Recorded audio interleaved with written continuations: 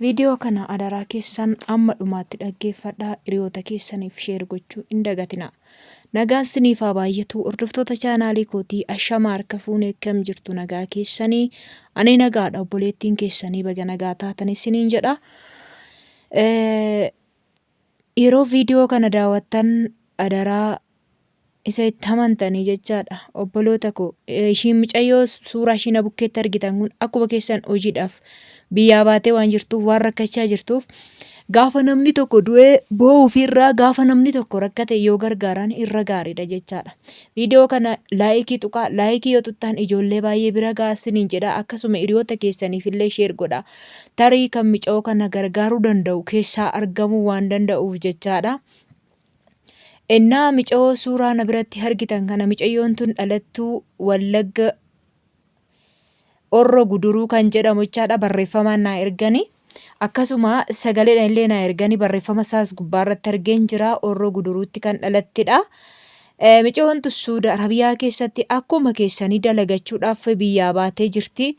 Innaa aaraa taaterree odoo afaan beektee akkasitti yoo eenyuun jettu, garuu waan afaan badaa beektu natti fakkaanne kanaaf kan elgalanaaf ergame. Dheengaddadha kan ishiin baate jechaadha. Madaami ishii siin qala jettee, siin ajjeesa jettee na reebdi jetteedhani.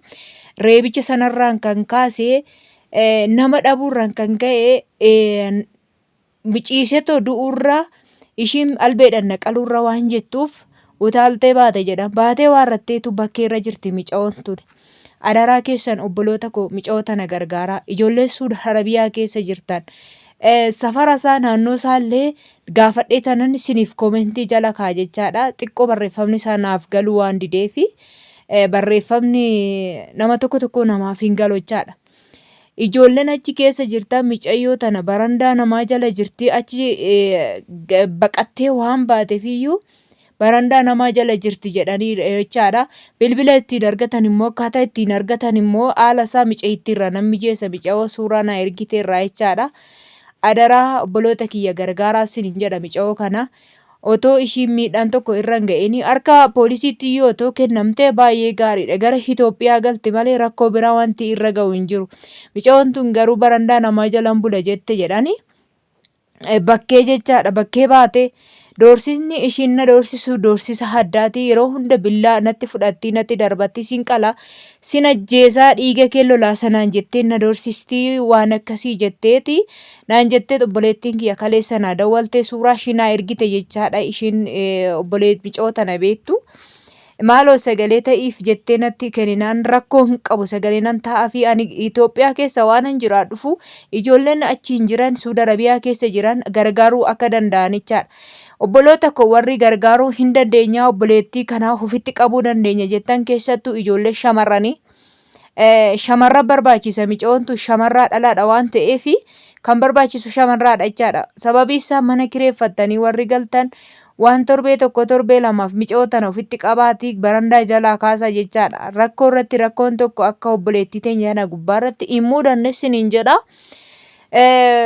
Lammiitu lammiidhaaf qoricha. Innaa gaafa rakkatan numatu waliif qoricha jechaadha. Yoo nuyi lafa rakkoo keessatti waliin gargaarre immoo gaafa rakkoon guddaan kana caalu obboleettii kana gubbaarra gahe immoo obboleettii tana barbaachuun hin ulfaata. Amma yeroon jiru kana akka barbaadamtee obboleettii kana bilbila ishiirree yoo eenyu ta'eef siniifan kenna, mucayyoodhaan naa kenni jedhe jechaadha. Adaraa keessan isiniin jedha obboloota koo. Ijoolleen keessattuu Suudi Arabiyaa keessatti baay'ee isaanii rakkachaa jiru. Hin doorsifamaa jiru. Billaadhaan doorsifamaa jiru. Bakka haala addaatiin doorsifamaa jiru. Kanaaf obboloota kiyya warroota akkanatti doorsifaman kana gaafa akkasittiin doorsifamtan ta'uu baannan akkasittiin ciiftanii duurraa akka kootti jechaadha. Baatanii waarrattanii daandiirratti harka mootummaatti yoo kennatan poolisii yoo siin qabellee siin gashuu danda'a. Gara biyya keessanii nagaadhaan galuu dandeessu. Viidiyoo tokko dheengaddaa argeen ture. Obboleettiin na jala obbolaa lamaan na jala baddalame jettee obboleettiin tokko yeroo dubbattu jechaadha. Ishiin tokko kan ishiin duute biyya Joordaan keessatti jette. Ishiin Joordaanitti duute kuni warri bira hojjettu sun biyya biraa himalanii dursa fudhatanii deemu. Boodarra garuu otoo ishii fudhatanii hin deemin shiggatanii deemanii maal taate duute hin dhukkubsatte mana keessatti kophaa ishii gatanii deeman. Gaafa isaan mana keessatti kophaa isin gatanii lakki gara biyya kiyyaan galaa otoo jettanii irra ariifidha jechaadha. Egaa namni hundis nama hin gashu kontiraata yoo finne ta'eef hin gashan. Micoon tun garuu maaliin akka ishiin duutee homaa ittiin beekuu hin dandeenye jette obboleettii yeroo dubbattu jechaadha. Ani ishii sanirraa hin haasaa ishii tana miti. Ishiin tun lubbuudhaan jirti jechaadha. Ishii suurri ishii na bukkeetti argitan lubbuudhaan jirti. Ishii sun garuu sababii dhofkattuuf waan miidhaan irra ga'u gaafa dhofkatan lubbuu ofiitti gaada jechaadha. Mucayyoon ishii suni maal taate duute gaafa madaam ishii gaafadhu bishaan buute jetteetti. Bishaan maalii akka ishiin buute kaan hin beeku. Bishaan jechaan amma bokkaan hin jira Jordaan keessa roobni hin jiru. Maaliin akka ishiin duute laal kan dhoksan jechaadha. Maalitti argitee otoo silarraa fagaattee jirtaan nan kaameraa arge kaameraa sani isumatti reeffa waraabde sana akkata ishiitti buute na ergennaan diddeetti. Kanaafuu obboloota kiyya otoo rakkoo akkanaa mana keessin keessa jirtan keessatti si mudata taanan yeroodhaan hiriyoota keessanitti siqaati fala hummadhaa isiniin jedha. Adaraa keessanii ishiin duuteetti wanti godhan hin jiru. Ishii lubbuudhaan jirtu tan ammoo obboloota koo nama afaan hin beekne yoo ta'e rakkoodha waan ta'eef ijoollee shamarranii mana kireeffattanii jirtan kiristaana musliima isiniin hin jedhu. Afaan Oromoo afaan koo kana kan dhageessan adaraa keessan obboleettii tana gargaaraa isiniin jedha. Innaa iddoon dhaloota ishii Horroo Guduruudha jedhanii barreeffama isaa gubbaa irratti argee waan jiruuf Wallaggadha. Obboloota koo obboleettii keessan gargaara lubbuu ishirree baraaraa isiniin jedha.